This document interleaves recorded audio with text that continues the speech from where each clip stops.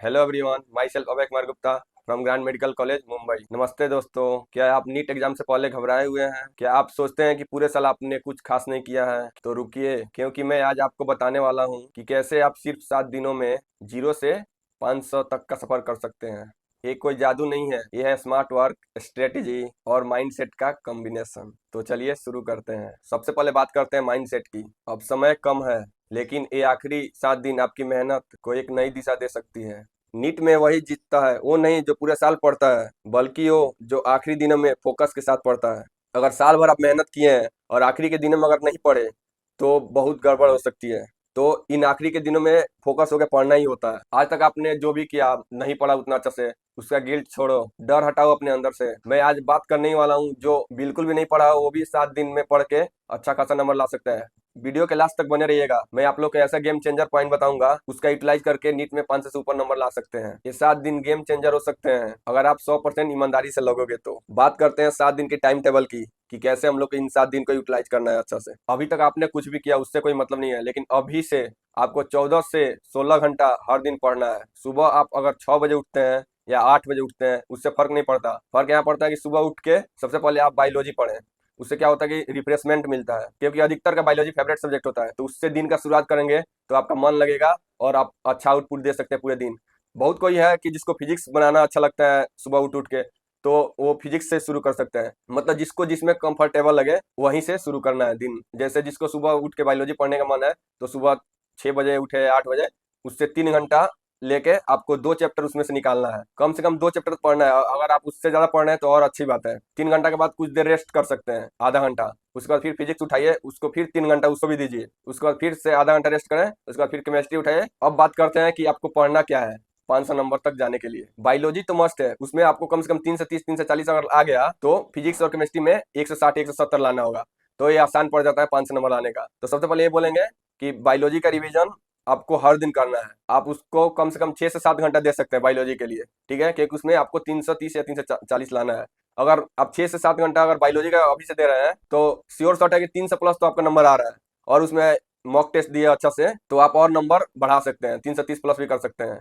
अब ये बताते हैं आपको बायोलॉजी कैसे पढ़ना है। सबसे पहले हाई वेटेज चैप्टर को पढ़ना है, जैसे जेनेटिक्स हो गया, बायोटेक्नोलॉजी हो गया। बायोटेक्नोलॉजी बस छोटा चैप्टर है, लेकिन उससे ज्यादा क्वेश्चन आता है। इकोलॉजी हो गया, इकोलॉजी से भी ज्यादा क्वेश्चन आता है। प्लांट डाइवर्सिटी, इससे भी ज्यादा क्वेश्चन आता है।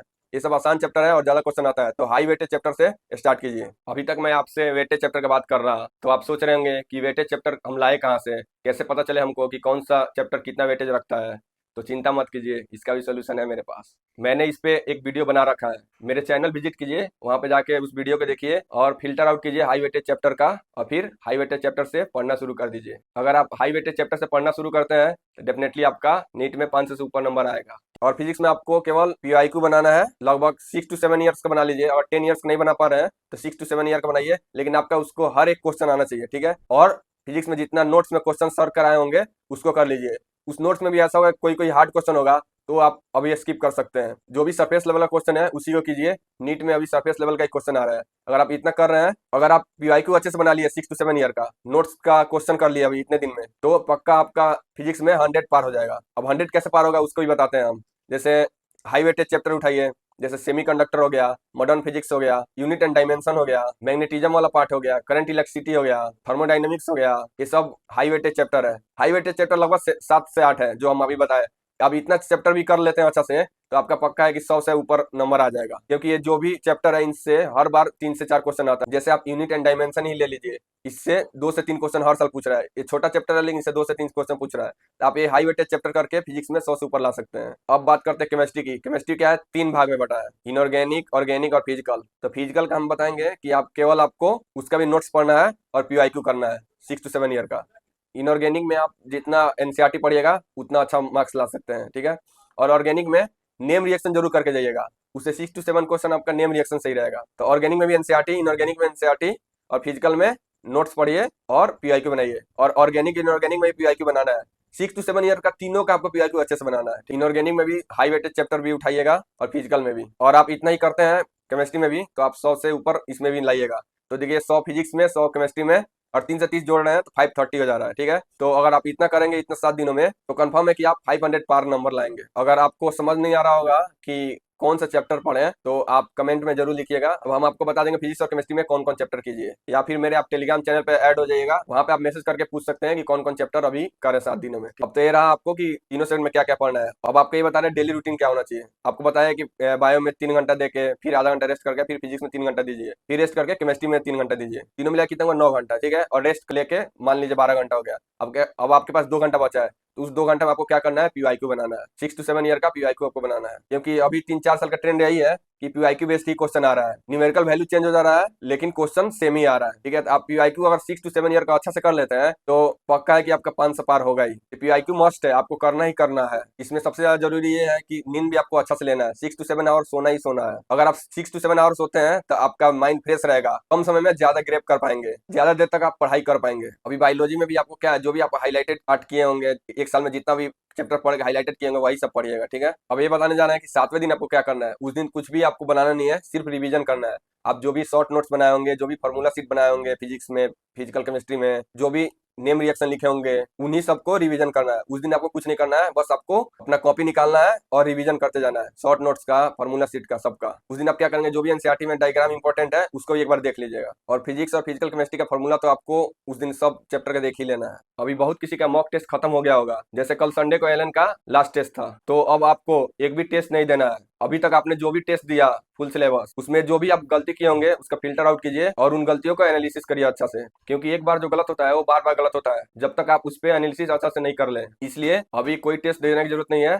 शॉर्ट नोट्स पढ़िए, फार्मूला शीट पढ़िए, और टेस्ट आज तक जो भी दिए हैं उसका एनालिसिस अच्छा से कीजिए, क्योंकि यही क्वेश्चन आपके नीट में आने वाला है। जो भी फुल सिलेबस टेस्ट होता है उसमें मोस्ट प्रोबेबल क्वेश्चन ही डाला जाता है जो नीट में आने की संभावना है। तो आप अभी तक जितना गलती किए होंगे टेस्ट पेपर में, उन सब क्वेश्चन का एनालिसिस अच्छा से करो नीट 2025 देने जाने से पहले। अगर आप सब क्वेश्चन का एनालिसिस अच्छा से कर लिए और पीआई को 6 to 7 ईयर का बना लिया अच्छा से, तो डेफिनेटली आपका नीट में 500 से ऊपर नंबर आएगा। और अभी इन 7 दिनों में हल्का खाना खाइए, ज्यादा से ज्यादा पानी पीजिए, जितना हाइड्रेटेड रहिएगा उतना माइंड अच्छा से काम करता है। और रेस्ट जरूर करना है। आप 3 आवर जो पढ़ेंगे उसके बाद आधा घंटा का रेस्ट जरूर लें। जो हो गया उसे भूल जाए, अब जो समय है वो सबसे ज्यादा कीमती है। खुद पे भरोसा रखो, आप कर सकते हो। अंत से कोई जादू का नंबर नहीं है, ये सिर्फ स्मार्ट मेहनत का रिजल्ट है। अगर आप मेहनत करेंगे अच्छा से तो पक्का 500 कहीं नहीं रहा, आराम से आएगा आपका 500 नंबर। और अभी 7 दिन बचा तो सबको बहुत ज्यादा लोड हुआ होगा, सब कोई डिमोटिवेट टाइप का फील कर रहा होगा। तो आपको डिमोटिवेट नहीं होना। जब भी आपको ऐसा डिमोटिवेट टाइप का लग रहा तो आप अपने दोस्तों को कॉल कीजिए, अपने मम्मी पापा को कॉल कीजिए, उनसे बात कीजिए। पक्का आप उसके बाद मोटिवेट फील कीजिएगा और फिर आप अच्छे से पढ़ पाइएगा। ओवर कॉन्फिडेंस भी नहीं होना है और अंडर कॉन्फिडेंस भी नहीं होना है। हमेशा कॉन्फिडेंस के साथ पढ़ना है और हमेशा खुद से बोलते रहना है कि इस बार हम करके रहेंगे,